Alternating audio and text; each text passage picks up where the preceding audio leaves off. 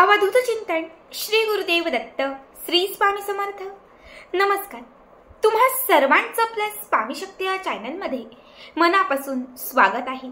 स्वामी तुम्हा सर्वांच्या सर्व इच्छा पूर्ण करोत एवढीच स्वामींच्या चरणी प्रार्थना करते आणि आपल्या आजच्या या नवीन आणि सुंदर व्हिडिओला पुन्हा एकदा नव्याने सुरुवात करते। बघा, आपल्या सगळ्यांनाच माहिती आहे की आज नवीन वर्षातील पहिली संकष्टी चतुर्थी आहे। संकष्टी बघा, नावातच सगळं काही आहे। संकटांचा नाश करणारी, संकट नष्ट करणारी संकष्टी चतुर्थी ही गणपती बाप्पांसाठी समर्पित असते। ज्या घरात संकष्टीचं व्रत धरलं जातं, ज्या घरात संकष्टीची सेवा, आराधना किंवा उपाय केला जातो, त्या घरातील प्रत्येक संकट हे नष्ट होत असतं।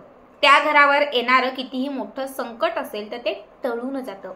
यासाठी संकष्टीचं व्रत धरणं खूप महत्त्वाचं समजलं जातं। बऱ्याच वेळा इच्छा असूनही किंवा ठरवूनही आपल्याला व्रत करता येणं शक्य नसतं। कधी मेडिसिन चालू असतात, कधी बाहेरगावी जावं लागतं, त्यामुळे व्रत सुटलं जातं।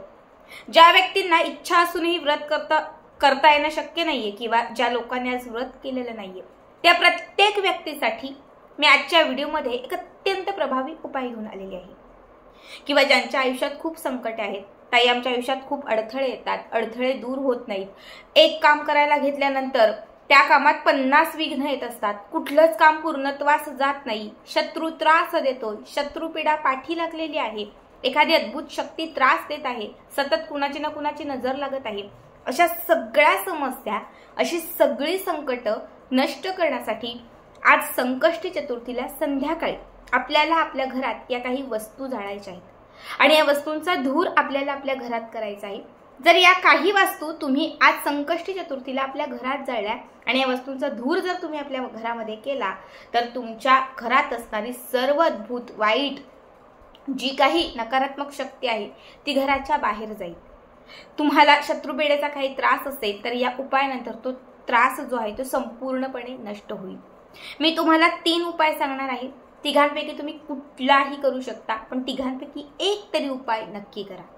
सगळ्यात पहिला उपाय तुम्हाला आता मी सांगणार आहे, हा घरामध्ये सुख आणण्यासाठी, घरात स्थैर्य आणण्यासाठी, आर्थिक चणचण कमी करून आपल्या घरात लक्ष्मीला स्थिर करण्यासाठी हा पहिला उपाय। यासाठी आज संध्याकाळी आपल्याला एक खोबऱ्याची वाटी घ्यायची आहे। सुकं खोबरं जे असतं हे सुकं खोबरं घ्या। एक छोटासा अगदी तुकडा घेतला तरीही चालेल। त्या खोबऱ्याच्या वाटीवरती थोडंसं मीठ ठेवा, बारीक किंवा खड्यांचं कुठलंही चालेल, आणि या मिठाच्या वरती 2 ते 4 कापराच्या वड्या ठेवा। कापूर प्रज्वलित करा आणि कापरामध्ये अर्धा चमचा तरी तूप सोडा। आता ही जी खोबऱ्याची वाटी आहे, ज्यावरती आपण हा कापूर पेटवलेला आहे, ही खोबऱ्याची वाटी एखाद्या मोठ्या भांड्यामध्ये, म्हणजे ज्यात नेहमी तुम्ही कापूर जळता ते भांडं किंवा मातीचं भांडं घ्या आणि संपूर्ण घरभर ही खोबऱ्याची वाटी घेऊन फिरा। संपूर्ण घरभर कापूर संपत आला की अजून एखादी त्याच्यामध्ये वडी टाका, पण संपूर्ण घर फिरेपर्यंत या खोबऱ्याच्या वाटीवर घातलेलं जे काही कापूर आहे हे प्रज्वलित असलं पाहिजे। सगळ्यात शेवटी उंबरठ्याच्या समोर यायचं आणि उंबरठ्यावरून ही खोबऱ्याची वाटी अशी ओवाळायची। कापूर जसं पेटलेलं असेल, पेटत्या कापरासोबत ही खोबऱ्याची वाटी जी आहे ती अशी ओवाळून घ्यायची। पूर्ण घरभर जेव्हा तुम्ही हे फिरवाल तेव्हा गणपती बाप्पांचं स्मरण करायचं। ओम गण गणपते नमो नमः, ओम गण गणपते नमो नमः। संपूर्ण घर फिरून झालं की त्याच्यानंतर आता हा कापूर जो आहे तो थोडासा थंड झाला, शांत झाला, विझायचा कमी झाला की त्याच्यानंतर ही वडी त्याच्यासोबत खोबऱ्याची वाटी आणि त्याच्यासोबत जे कापूर किंवा जी काही विभूती असेल ती घराच्या बाहेर जायची आणि घराच्या बाहेर टाकून द्यायची। घरात येण्यापूर्वी स्वच्छ हातपाय धुवायचे आणि मग त्याच्यानंतर तुमचं जे काही आहे ते पुढचं करायचं। मग हा उपाय केल्यानंतर तुमच्या घरात पूर्ण तुम्हाला प्रसन्न वाटायला लागेल। घरातील सगळी नकारात्मकता घराच्या बाहेर जाईल। लक्ष्मीची बहीण असणारी अवलक्ष्मी घराच्या बाहेर जाईल, ज्यामुळे घरामध्ये अखंड लक्ष्मीची कृपा राहील। घरात सुख, ऐश्वर्य हे सगळं प्राप्त होईल आणि जेव्हा तुमच्या घरामध्ये सुख, समृद्धी, आनंद येईल तेव्हा तुमचं जीवन जे आहे ना ते सुंदर होईल। बऱ्याच वेळा पैसाच असून नाही चालत, तर त्यासोबत सुख खूप महत्त्वाचं असतं आणि जेव्हा तुम्ही आज हा उपाय कराल तर या उपायाचा तुम्हाला अगदी एकाच रात्रीत अनुभव यायला सुरुवात होईल। रात्री शांत झोप लागेल, वाईट पडणारी स्वप्न जी आहेत ती कुठेतरी दूर होतील, किंवा घरामध्ये एखादं लहान बाळ खूप रडत असेल, किरकिर करत असेल तर त्याचं रडणं आणि किरकिर करणं पण कुठेतरी कमी होईल। आता दुसरा उपाय जो आहे हा उपाय शत्रूला नष्ट करण्यासाठी, शेजारील व्यक्ती त्रास देतोय किंवा एखादी शत्रुपीडा पाठी लागलेली आहे तर ती शत्रुपीडा दूर करण्यासाठी हा दुसरा उपाय।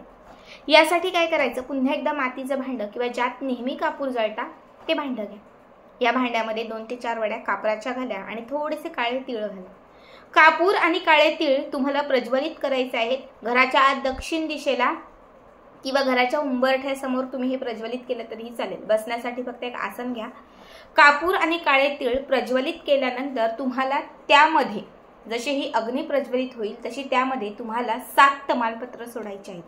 7ही तमालपत्र एक एक करत सोडायचे आहेत आणि प्रत्येक तमालपत्रावरती तुम्हाला शत्रुपीडा, शत्रुपीडा किंवा शत्रुत्रास दोघांपैकी एक शब्द फक्त लिहायचा आहे, काहीही लिहा। आता लिहत असताना तुम्ही पेन पण घेऊ शकता, हळदीने लिहू शकतात किंवा अगदी कुंकवाने लिहिलं, चंदनाने लिहिलं किंवा अष्टगंधाने लिहिलं तरीही चालेल। फक्त 7ही तमालपत्रांवरती शत्रुपीडा किंवा शत्रुत्रास इतकं लिहायचं आहे आणि या कापरामध्ये तुम्हाला एक एक तमालपत्र सोडायचं आहे। संपूर्ण तमालपत्र, सगळे 7ही तमालपत्र पूर्ण जळून त्याची राख झाली, राख थोडीशी थंड शांत झाली की ती घराच्या बाहेर घेऊन जायची आणि घराच्या बाहेर जो दक्षिण भाग, दक्षिण दिशा असेल अशा पद्धतीने त्या दक्षिण दिशेला ही राख फुंकून टाकायची। ठीक आहे। हा उपाय केल्यानंतर तुम्हाला कितीही शत्रूचा त्रास होत असेल, शत्रू काही संकट नसेल तर ते संकट टळेल, त्रासातून मुक्तता होईल आणि शत्रुपीडा जी तुमची आहे ती कुठेतरी कमी कमी होत जाईल। आता हा उपाय तुम्हाला कमीत कमी 7 चतुर्थी, 7 संकष्टी तरी नक्कीच करायचा आहे। एका चतुर्थीत तुम्हाला अनुभव येईल, पुढच्या चतुर्थीला अजून थोडा येईल आणि 7 चतुर्थींमध्ये तुम्हाला पूर्ण याचा लाभ होऊन जाईल। आता तिसरा उपाय तिसरा उपाय हा धनलाभ होण्यासाठी, घरामध्ये लक्ष्मीला खेचून आणण्यासाठी, घरात पैशांचा ओघ नेहमी वाढता ठेवण्यासाठी। यासाठी तुम्हाला 2 लवंगा, 2 हिरवे वेलदोडे, 1 दालचिनीचा तुकडा, कापूर आणि त्याच्यासोबत थोडीशी तुरटीची पावडर। तुरटी नसेल तर नका घेऊ, पण कमीत कमी कापूर, दालचिनी, त्यानंतर वेलची, लवंग हे सगळं तुम्हाला एकत्रित एका भांड्यात घ्यायचं आहे। त्यामध्ये 4-5 कापराच्या वड्या टाकून तुम्हाला हे प्रज्वलित करायचं आहे आणि आपल्या देवघराच्या समोर, जिथे आपलं देवघर आहे या देवघराच्या समोर तुम्हाला हे प्रज्वलित करून ठेवायचं आहे। तिथे फक्त ठेवा प्रज्वलित करून। जसा कापूर पेटेल, आतमध्ये घातलेल्या सर्व वस्तू प्रज्वलित होतील, पेटतील आणि याचा सुगंध जो घरामध्ये पसरेल त्याने तुमच्या घराकडे लक्ष्मी खेचली जाईल, दैवी शक्ती खेचली जाईल, गणपती बाप्पा प्रसन्न होतील, भगवान श्री विष्णूंचा आशीर्वाद मिळेल, माता लक्ष्मी तुमच्या घराकडे खेचली जाईल, ज्यामुळे घरात पैसा, संपत्ती सगळं काही भरभरून प्राप्त होईल। अत्यंत साधे सोपे 3ही उपाय आहेत, तिघांपैकी कुठलाही करा, पण अवश्य करा। आणि याचा व्हिडिओ कसा वाटला कमेंट करा।